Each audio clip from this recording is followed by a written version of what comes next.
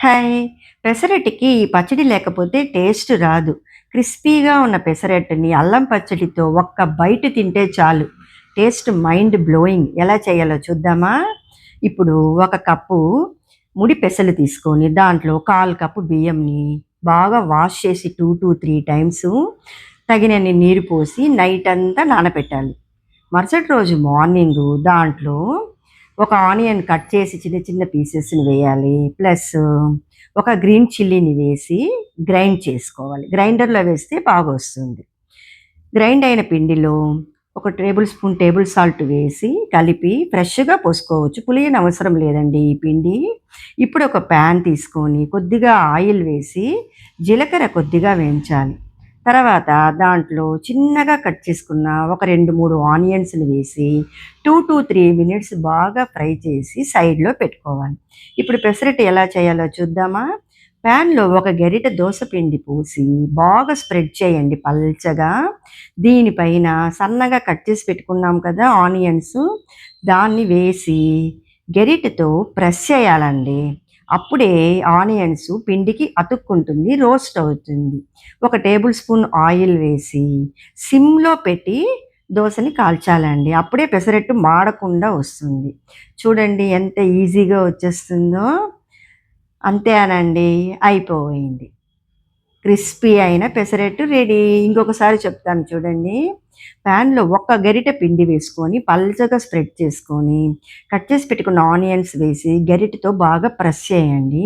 Table spoon oil వేస్తే 2-3 మినిట్స్‌లో pesarattu roast అవుతుంది. సిమ్‌లో పెట్టుకోండి. చుట్టూ అట్లా ఓపెన్ చేసి తీశారంటే, క్రిస్పీగా ఉండే పెసరట్టు రెడీ అయిపోతుంది. ఇప్పుడు అల్లం పచ్చడి ఎలా చేయాలో చూద్దామా? ఒక పెద్ద లెమన్ సైజ్ అంతా చింతపండుని తీసుకొని బాగా కడిగి నీటిలో నానబెట్టి పెట్టుకోవాలి. ఒక 3 పచ్చిమిరపకాయలు, ఒక పెద్ద అల్లంని వాష్ చేసి తోలు తీసి చిన్న చిన్న పీసెస్‌గా కట్ చేసి పెట్టుకోవాలి. ఒక ప్యాన్‌లో కొంచెం ఆయిల్ వేసి అల్లం పీసెస్‌ని వేసి ఫ్రై చేయాలి. దీంట్లోనే పచ్చిమిర్చిని కూడా వేసి అల్లం పచ్చి వాసన పోయేంత వరకు కొంచెం మెత్తబడేంత వరకు ఫ్రై చేయాలండి. ఇది బాగా చల్లార పెట్టుకోవాలి. చల్లారాక మిక్సీలో వేసుకొని ఒక హాఫ్ కప్పు పచ్చి కొబ్బరిని వేసి గ్రైండ్ చేసి సైడ్‌లో పెట్టుకోవాలి. కొబ్బరిని మీడియంగా వేసుకుంటేనే టేస్ట్ బావుంటుంది. ఎక్కువ వేసుకోకూడదు. ఇప్పుడు అదే ప్యాన్‌లో కొంచెం 2 టేబుల్ స్పూన్స్ ఆయిల్ వేసి, ఆవాలు వేసి చిటపటలాడాక చింతపండు రసం పోసి, ఒక 2 మినిట్స్ బాయిల్ అయ్యాక సాల్ట్ వేసి, మనం గ్రైండ్ చేసి పెట్టుకున్నాం కదా! అల్లం పేస్టు దాన్ని వేసి ఒక 10 మినిట్స్ దాకా బాయిల్ చేయాలండి. ఒకసారి ఈ పెసరట్టుకి ఈ పచ్చడిని ట్రై చేశారంటే ప్రతిసారి ఇదే అల్లం పచ్చడి చేస్తారు. అది గ్యారంటీ అండి.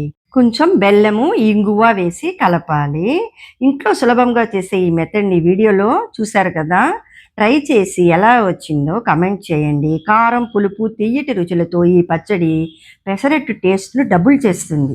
ఈ వీడియో మీకు నచ్చితే లైక్ చేయండి. ఇలాంటి మంచి మంచి రెసిపీలు, home hacks, beauty tips, hair tips అన్నిటి కోసం మంచి మంచి రెసిపీల కోసం మన ఛానల్‌ని సబ్స్క్రైబ్ చేయండి. ఇప్పుడు పచ్చడి రెడీ అయిపోయింది గదా! దీన్ని బౌల్‌లోకి తీసుకొని పెసరట్టుతో పాటు తింటే సూపర్ కాంబినేషన్ అండి.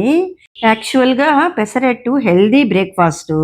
హై ప్రోటీన్ ఉంటుంది. ఈజీగా డైజెషన్ అవుతుంది. ఒక్క బైట్ చాలు. టేస్ట్ మైండ్ బ్లోయింగ్ అంతే. ట్రై చేయండి.